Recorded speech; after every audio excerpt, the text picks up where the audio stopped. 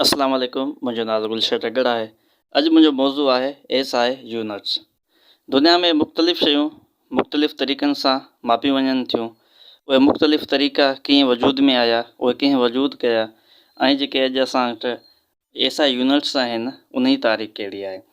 हाणे दुनिया में अॻु ईअं थींदो हो त मुख़्तलिफ़ मुल्कनि में हिकिड़ी शइ खे मापण जा मुख़्तलिफ़ तरीक़ा हूंदा हुआ। मिसाल जी ॻाल्हि, असां वटि हिकिड़ी शइ जे मापण जो तरीक़ो हिकिड़ो हो, चाइना में ॿियो हो ऐं अफ्रीका में को टियों हो। अमेरिका में या मुख़्तलिफ़ मुल्कनि में हर हिकु मुल्क में अलॻि अलॻि हिकिड़ा मापा मुक़ररु थियल हुआ। पोइ थियो ईअं त इन तरीक़नि जे करे वापार में इलाही मुश्किलात पेश पई आई, छो त असां जेकॾहिं चांवरनि खे हिकिड़े तरीक़े सां मापियूं पिया त चाइना वारा खे ॿिए तरीक़े सां मापीनि पिया, त पोइ इंटरनेशनल जेको ट्रेड हो उनमें इलाही ॾुखियाइयूं पेश पई आयूं। उन करे जेको आहे in the 11th general conference of weight and measurements, 12वीं जेका कॉन्फ्रेंस थी हुई वेट एंड मेजरमेंट्स जी, उन में तक़रीबन 16 मुल्कनि जा साइंटिस्ट उते वेठा हुआ ऐं उन्हनि हिकिड़ो फ़ैसिलो कयो त सॼी दुनिया जे लाइ हिकिड़ी मापा ठाहियूं जंहिंजे ज़रिए जेको आहे कारोबार हली सघे। यानी त जेको मापो पाकिस्तान लाइ हुजे, चाइना लाइ हुजे, अमेरिका लाइ, सभिनि लाइ उहो ई साॻियो मापो हुजे। पाणी जंहिं तरीक़े सां असां मापियूं था त उन तरीक़े सां ॿिया बि मापीनि, जीअं ऑइल आहे, गैस आहे, सभिनि लाइ हिकिड़ी मापा हुजनि। पोइ उन्हनि जेको आहे 12वीं कॉन्फ्रेंस जेका थी हुई वेट एंड मेजरमेंट जी, उन में हिकिड़ा मापा उन्हनि मुक़ररु कया हुआ जंहिंखे उन्हनि नालो ॾिनो the system of units proposed by them is known as the international system of units, जंहिंखे शॉर्ट फॉर्म में असां एसआई यूनिट्स चवंदा आहियूं।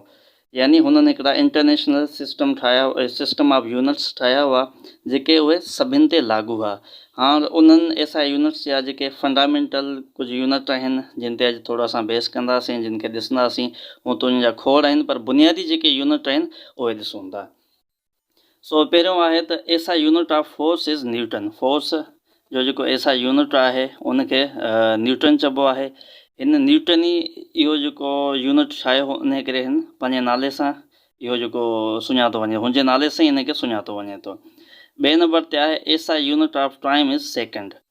टाइम जो जेको एसआई यूनिट ऑफ सेकेंड आहे। टे नंबर ते आहे SI unit of length is metre. हाणे दुनिया में लेंथ खे मीटर में मापियो वञे थो, पोइ कहिड़ो मुल्क हुजे उनखे लेंथ खे मीटर में मापणो आहे। SI unit of volume is litre. 5 number ते आहे SI unit of temperature is kelvin. 6 number ते आहे SI unit of electric current is ampere. 7 number ते आहे SI unit of amount of substance is mole. 8 number ते आहे SI unit of intensity of light is candela. 9 number ते आहे SI unit of heat energy is joule. 10 number ते आहे SI unit of pressure is pascal. 11 number ते आहे SI unit of power is वाट।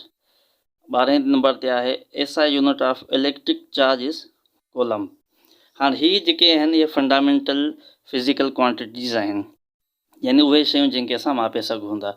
हाणे हिन जा वरी सभु यूनिट बि आहिनि ऐं मिसाल जी ॻाल्हि मीटर आहे त पोइ उनजो जेको आहे सेंटीमीटर वरी थी वेंदो हलियो, त उन जा पर हीअ जेके आहिनि बुनियादी आहिनि, असां सभिनि खे अचणु खपनि। टेस्टनि मां हिन में सुवाल ईंदा रहंदा आहिनि।